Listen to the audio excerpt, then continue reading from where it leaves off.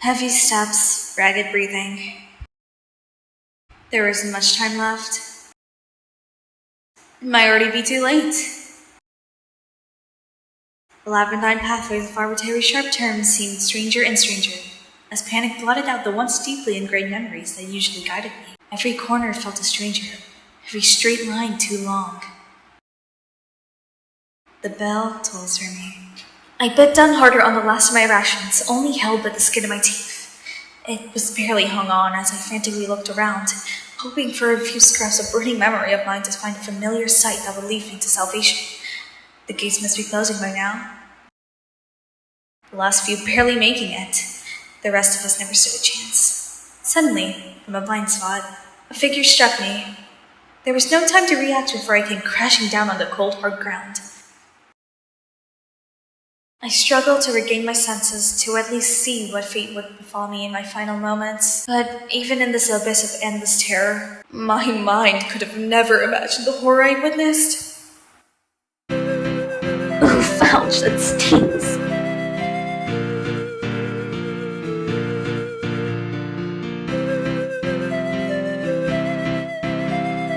Well, I got knocked over by some blind-by-choice asshole who gave my skirt a decorative dirt coating, and so all in all, fucking fantastic.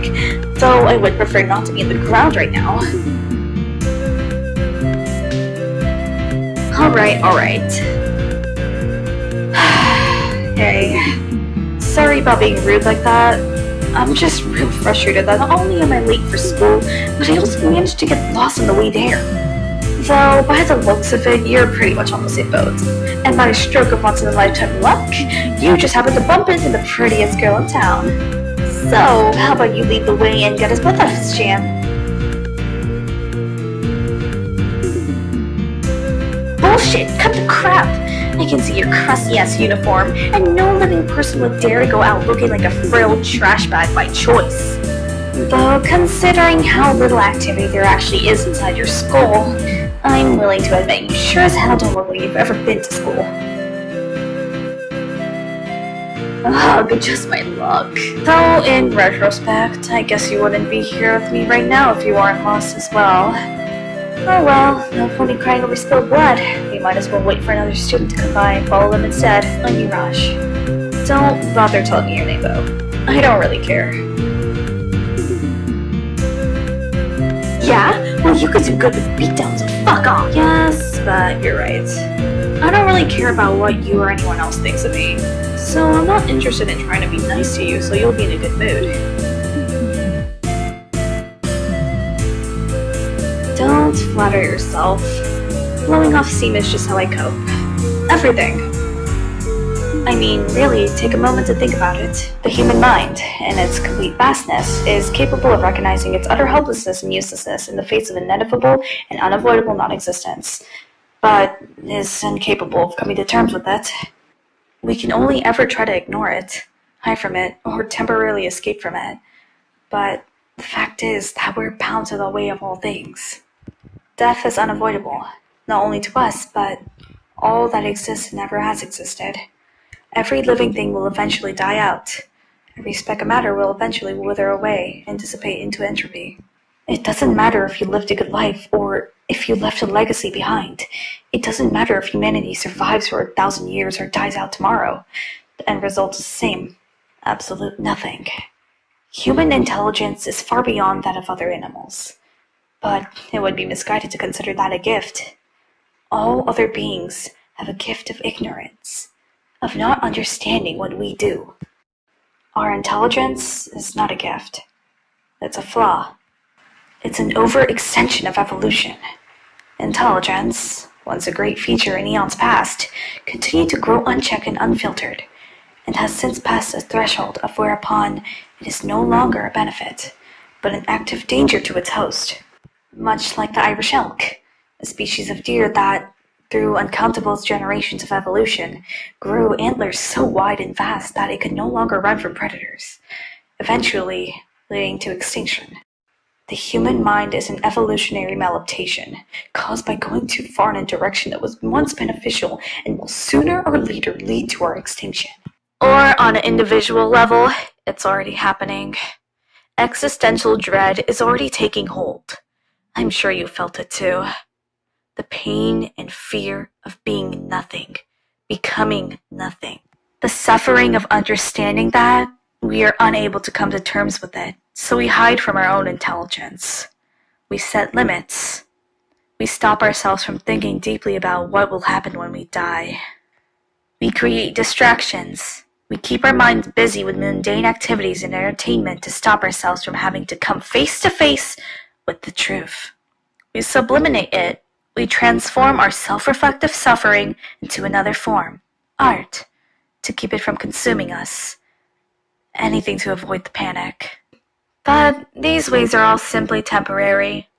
They're just there to push back the inevitable veil of helplessness and despair that the world will encompass and ruin us.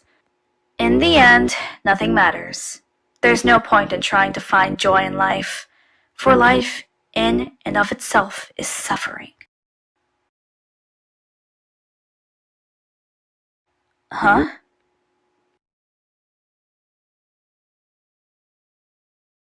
How could it not be?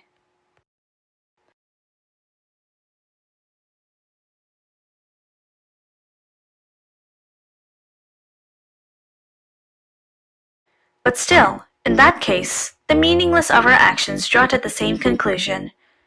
There is no reason to act, for any action is simply a temporary fluctuation that will nevertheless lead to the same conclusion.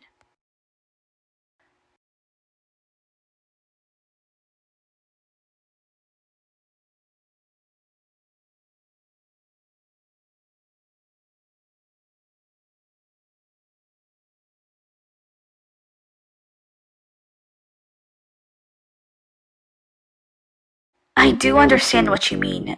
However, that doesn't erase my fear of the end. Even if I were to try to find a purpose, I would still be paralyzed by the thought of becoming nothing.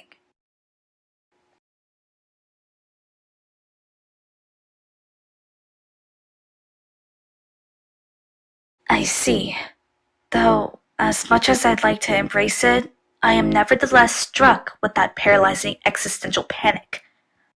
I understand it logically, and I know there is no reason to live in apathy, but my emotional side refuses to listen. The fear persists, and I cannot motivate myself to seek purpose, despite knowing I must.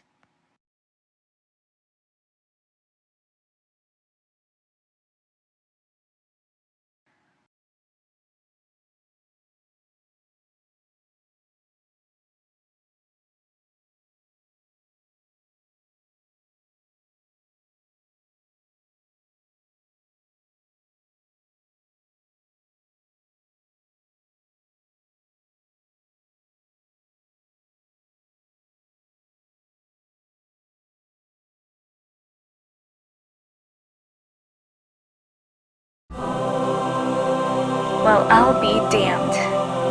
I guess you got a good head on your shoulders after all. Hell, I'm impressed. Man, I feel like I've just shed the weight of the world off my back.